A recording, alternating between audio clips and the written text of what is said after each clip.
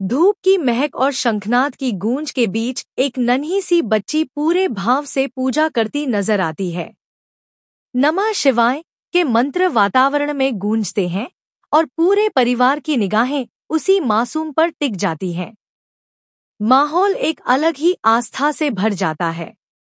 दादी माँ के कांपते हाथ जुड़ जाते हैं और वो कहती हैं, बेटी, इस पूजा की पूर्णता के लिए तुम्हें इनके चरण धोने होंगे। पूरा माहौल एक पल को स्तब्ध हो जाता है। अनिका, जो हमेशा अपने घमंड में रहती है, गुस्से में बोल उठती है, नो वे, मैं किसी के पैर नहीं धोने वाली। दादी माँ की आंखों में आंसू छलक आते हैं। वो धीरे से कहती हैं, बेटा, यह पूजा सिर्फ रस्म नहीं, एक आशीर्वाद है।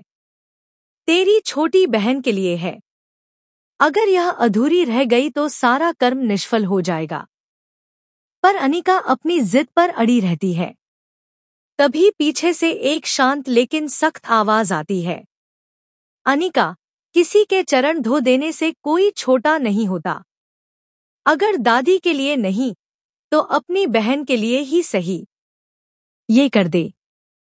थोड़ी देर की खामोशी के बाद अनिका धीरे से आगे बढ़ती है, हाथों से दादी के चरणों को छूती है और तभी उसकी आंखों में पुराने दिनों की झलक उभरती है।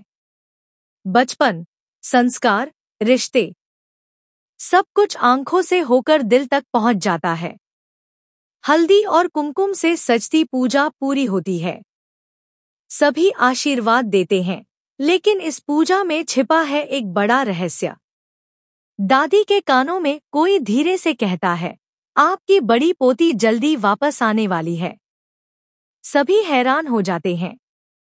कौन है वो? कहाँ थी इतने सालों से? और यहीं से अगले एपिसोड में होगा एक बड़ा धमाका। जिसे सबने मरा समझ लिया था, वो हवेली के पास ही जी रही थी और अब वो लौटेगी एक ऐसे सच के साथ जो पूरे परिवार की नींव को हिलाकर रख देगा।